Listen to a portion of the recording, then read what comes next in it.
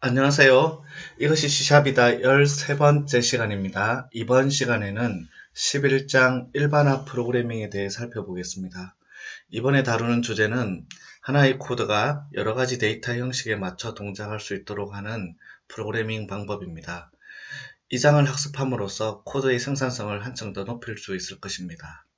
11장에서 다루는 내용은 일반화 프로그래밍의 개념에서 시작해서 일반화 메소드, 클래스, 그 다음에 형식 매개 변수를 제약하는 방법, 그 다음에 .NET 프레임워크에서 제공하는 일반화 컬렉션의 종류와 사용법을 익히도록 하겠습니다.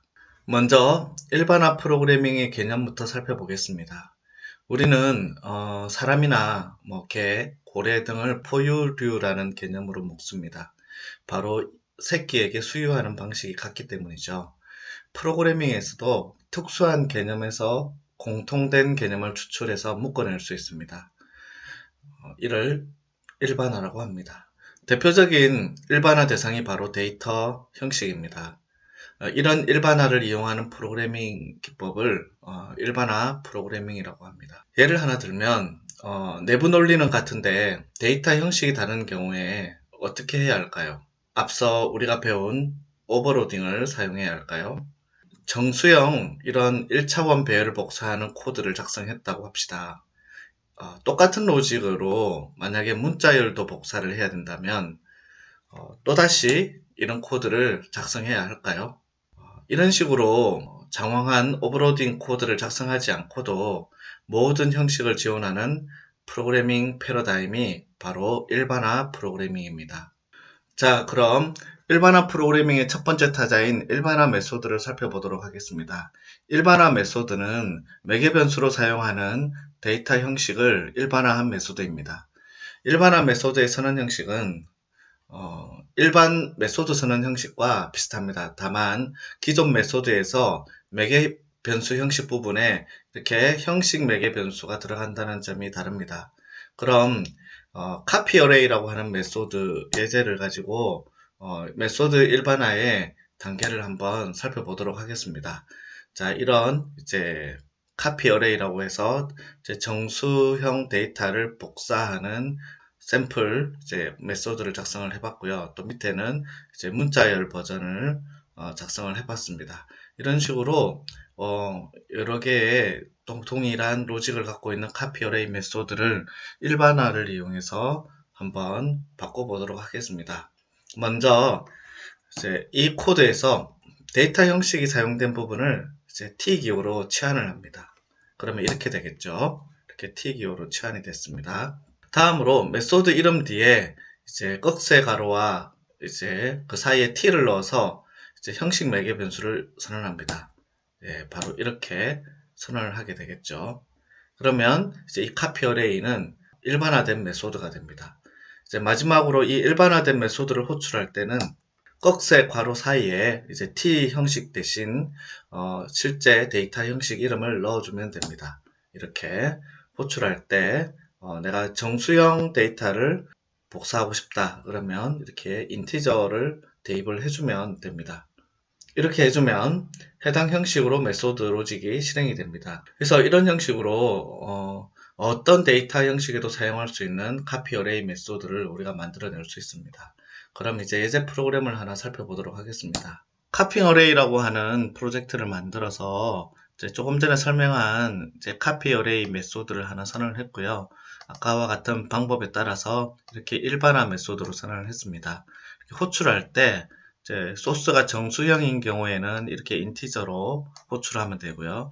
소스가 이렇게 문자열인 경우에는 이렇게 스트링으로 호출하면 이 한 번에 일반화된 메소드를 이용해서 다양한 데이터 형식을 복사할 수 있게 되는 것입니다. 실행을 한번 해보면 하나의 메소드로 이렇게 정수와 문자열을 다 취급할 수 있다는 걸 확인할 수 있습니다. 이제 일반화 프로그래밍의 두 번째 타자인 일반화 클래스를 살펴보도록 하겠습니다. 이 일반화 클래스도 데이터 형식을 일반화한 클래스입니다.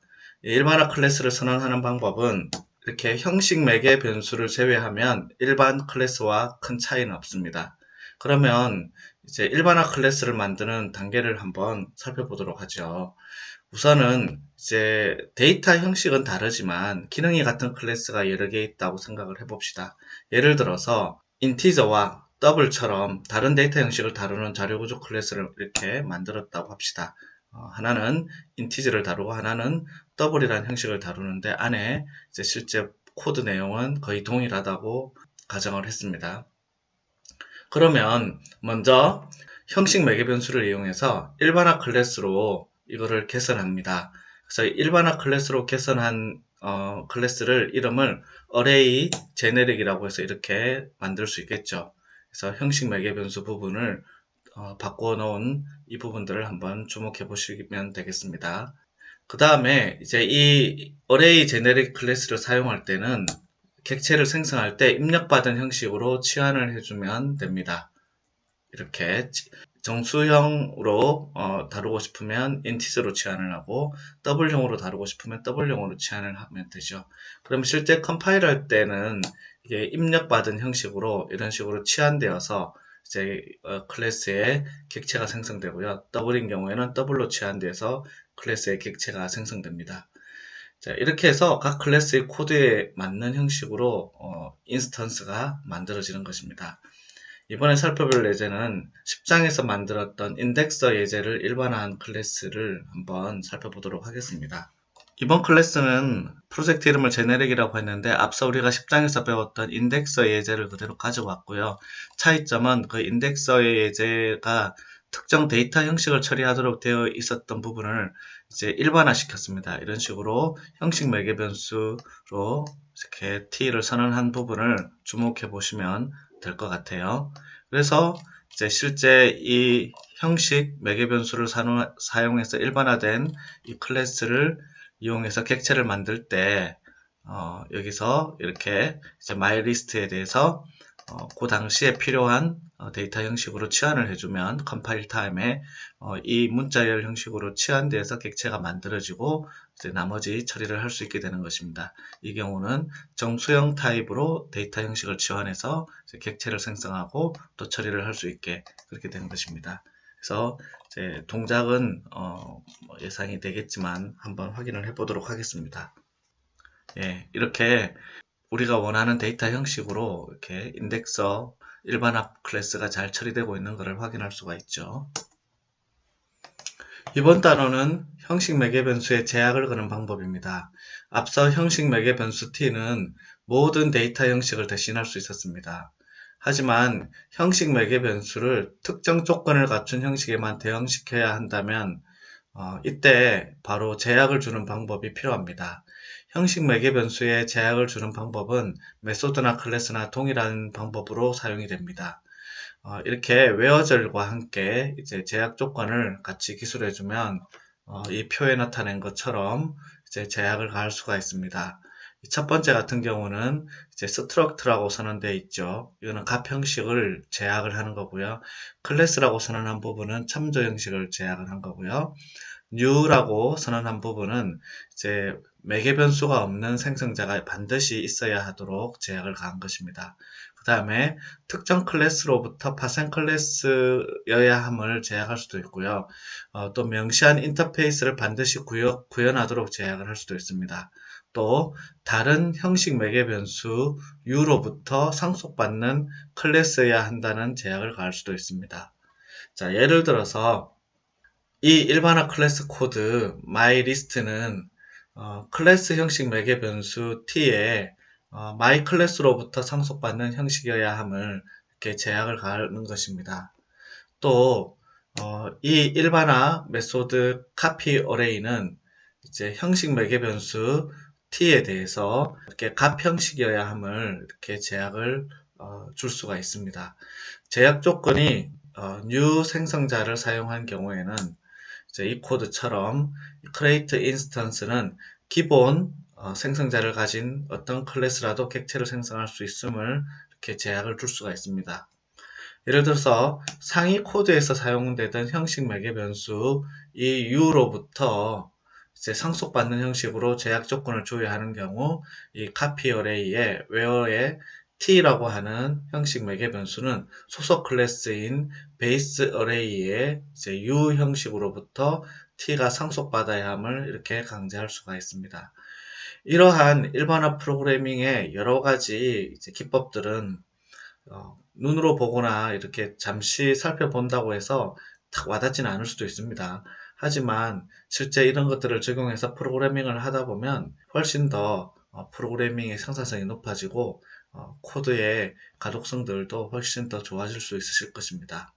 형식 매개분수 제약하는 예제는 책에서 Constraint on Type Parameter라고 하는 예제를 작성해 놓았습니다. 이 예제는 여러분들이 한번 제가 조금 전에 설명했던 내용을 기반으로 살펴보시고 한번 이해를 해 보시기를 바랍니다.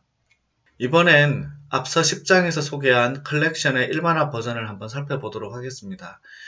컬렉션 클래스는 기본적으로 모든 오브젝트 형식을 기반으로 하기 때문에 거의 모든 객체 형식을 다 담을 수 있죠. 이런 게 장점이기는 하지만 한편으로는 컬렉션 요소에 접근할 때마다 이제 형식 변환이 일어난다는 어떤 태생적인 성능 문제가 있어요. 그래서 이제 이런 부분을 일반화 컬렉션으로 해결할 수 있는데요. 예를 들면 이제 컴파일할 때 이제 컬렉션 형식이 바로 결정이 되고요. 다른 이제 쓸데없는 형식 변환을 일으키지 않도록 할 수가 있죠.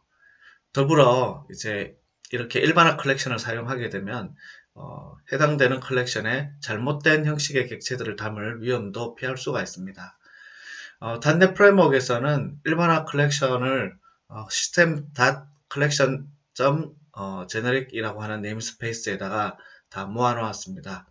여기에는 다양한 컬렉션 객체가 있지만 대표적인 4가지 클래스는 리스트, 큐, 스택, 딕셔너리입니다. 그러면 얘네들을 하나씩 각각 살펴보도록 하겠습니다. 먼저 리스트 클래스를 살펴보도록 하겠습니다. 앞서 10장에서 배운 비일반화 클래스였던 어레이 리스트와 기능이 동일하고요. 사용법도 똑같습니다. 차이점이라면 이제 인스턴스를 만들 때 형식 매개 변수가 필요하고요. 해당 형식 매개 변수로 지정한 형식만 입력할 수 있다는 그런 제약 사항이 있습니다. 그럼 이제 바로 예제를 한번 살펴보고 실행을 해보도록 하겠습니다. 리스트 클래스를 이제 일반화시켜서 만들었습니다. 앞서 우리가 배웠던 이제 어레이 리스트와 사용법이 거의 동일하기 때문에 핵심적인 부분만 살펴보면 이렇게 이제 리스트 클래스 인스턴스를 만들 때 형식 매개 변수 t 대신에 내가 원하는 데이터 형식을 이렇게 넣어주시면 해당되는 형식으로 데이터를 취급할 수 있죠. 이 같은 경우에는 정수 데이터 형식을 취급하고 있고요. 이제 첫 번째 전체 리스트 안에 들어가 있는 데이터를 한번 출력해보고 그 다음에 이제 인덱스가 3번째인 데이터를 삭제했다가 다시 출력해보고 그 다음에 아까 삭제했던 부분에 다시 데이터를 집어넣고 다시 출력해보는 그런 식의 간단한 구조입니다. 그래서 이제 실행을 해보면 이렇게 첫 번째는 전체 컬렉션이 출력이 됐고요. 그 리스트에서 이제 인덱스가 3인 데이터를 하나 삭제했기 때문에 삭제된 데이터가 출력이 됐고 그 다음에 마지막으로 삽입한 다음에 다시 전체 데이터를 출력해 본 것입니다. 두 번째 일반화 Q 클래스입니다. 이것도 앞서 10장에서 배운 컬렉션 Q 클래스와 사용법과 기능이 동일합니다. 차이점이라면 이제 형식 매개 변수가 필요하다는 점이죠. 이것도 바로 예제를 한번 살펴보도록 하겠습니다. Q 클래스의 일반화 버전을 한번 작성해 보았습니다. 자, 이 코드에서 보듯이 Q 클래스를 선언하면서 형식 매개 변수에 여기서 사용하고자 하는 데이터 형식으로 치환을 했죠. 그렇게 하고 나면 이제 여기서는 정수의 형식을 다룰 수 있게 되는 것이고 이렇게 inQ를 호출해서 데이터를 Q에 집어넣은 다음에 while문을 통해서 DQ를 호출하면서 하나씩 출력해 보는 코드입니다. 그래서 이거는 너무 이제 실행 결과가 뻔하기 때문에 실행은 여러분들이 직접 한번 해보시기를 바랍니다. 세 번째 일반화 스택 클래스를 살펴보도록 하겠습니다. 이것도 앞서 10장에서 배웠던 컬렉션의 스택 기능과 사용법이 동일하고요. 기능도 역시 동일합니다. 역시 이제 이 일반화 클래스인 스택 클래스를 다룰 때는 형식 매개 변수가 필요합니다. 그러면 일반화 클래스로서의 스택 클래스를 한번 예제를 통해서 살펴보도록 하겠습니다. Using Generic Stack이라고 하는 이제 스택 클래스의 일반화 버전을 다루는 프로젝트를 만들었고요. 코드는 간단하죠. 일반화 클래스인 스택 클래스의 형식 매개 변수 부분을 여기서 다룰 데이터 형식인 인티저로 치환을 해서 인스턴스를 생성을 하고, 그 다음에 값을 넣을 때는 푸시 메소드를 호출하죠. 그리고 값을 출력해낼 때는 팝 메소드를 호출을 하면 출력이 되겠습니다. 출력을 해보면, 그래서 마지막에 입력된 값이 먼저 출력되는 그런 구조가 스택이죠. 이런 식으로 5, 4, 3, 2, 1 출력이 되고 있는 걸 확인할 수 있습니다. 그래서 이렇게 일반화된 버전의 우리가 그 컬렉션 클래스들을 사용을 하게 되면 기존에 배웠던 컬렉션 개체들을 조금 더 나은 성능으로 다룰 수가 있게 되는 것입니다. 마지막으로 살펴볼 컬렉션의 일반화 클래스가 딕셔너리입니다. 자, 이 딕셔너리 클래스는 앞서 살펴본 해시 테이블의 일반화 버전입니다. 여기서는 이제 두 개의 형식 매개 변수가 필요한데, 하나는 이제 키를 위한 t키고 하나는 값을 위한 t밸류입니다. 자, 해시 테이블이 무엇인지 잘 생각이 나지 않는다면 앞서 이제 10장으로 다시 돌아가서 해시 테이블 부분을 한번 읽어보고 다시 여기로 돌아오시면 되겠습니다. 이제 해시 테이블과 동일한 버전이기 때문에 사용법이나 기능도 비슷합니다. 그래서 이제 간단한 딕셔너리 예제를 하나 살펴보도록 하겠습니다. Using Dictionary 프로젝트에서 이제 간단하게 딕셔너리를 이용하는 코드를 작성해 봤고요. 앞서 우리가 해시 테이블에서 배웠던 것처럼 이제 작성할 수 있는데, 단 차이점은 이런 식으로 이제 형식 매개 변수에 우리가 다루고자 하는 데이터 형식으로 치환을 해서 인스턴스를 생성해야 한다는 부분이고요. 값을 입력할 때는 이렇게 키와 밸류의 쌍으로 값을 입력할 수가 있고요. 출력을 할 때는 이제 이렇게 키를 호출해서 값을 출력을 할 수 있습니다. 이게 해시 테이블의 이제 기능이었죠. 실행을 한번 해보도록 하겠습니다. 해시 테이블 한번 해봤기 때문에 이제 이해하는데 어려움이 없을 것이라 생각이 됩니다. 이제 11장의 마지막 주제를 살펴보도록 하겠습니다.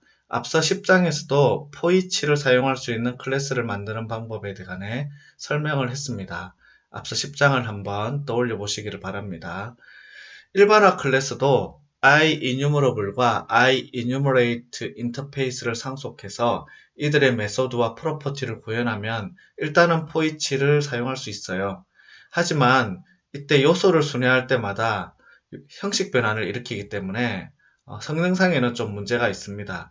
그래서 이런 성능상의 문제를 회피하려면 system.collection.generic namespace에 있는 IEnumerableT, 그 다음에 IEnumerateT라고 하는 인터페이스를 상속받아서 구현을 해야 합니다.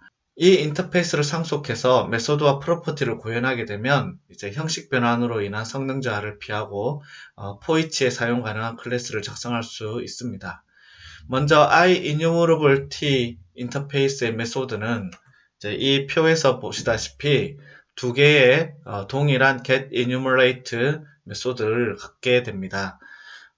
하지만 이제 이름은 똑같지만 반환하는 반환 형식은 약간 다릅니다. 여기서는 IEnumerateT라고 하는 이제 값을 반환하는 메소드가 우리의 관심 대상입니다. IEnumerateT 인터페이스에서 제공하는 메소드와 프로퍼티는 다음 표에 나타낸 두 가지의 메소드와 이제 두 가지의 프로퍼티로 볼 수 있겠습니다. 그래서 moveNext와 reset이라고 하는 메소드, 그 다음에 오브젝트 형식으로 반환하는 current라고 하는 프로퍼티는 앞서 우리가 살펴본 내용이고요. 새로 하나 추가된 게 있다면 이제 IEnumerateT에서 반환하는 current라고 하는 이제 새로운 프로퍼티가 하나 더 추가된 것입니다.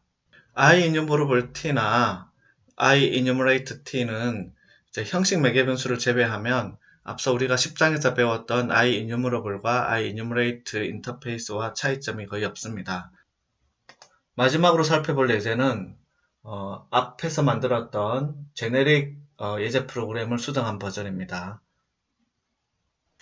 이뉴머러블 제네릭이라고 하는 프로젝트를 만들었고요. 앞서 제네릭이라고 하는 프로젝트에서 구현했던 이제 마이리스트 클래스를 그대로 가져와서 사용을 했는데 좀 추가된 부분은 IEnumerable T와 IEnumerate T라는 인터페이스를 상속받아서 앞서 설명을 드렸던 필요한 이제 메소드 getEnumerate하고 그 다음에 current라고 하는 프로퍼티, 그 다음 moveNext, 그 다음에 reset 이제 이런 메소드를 실제 다 구현을 했고요.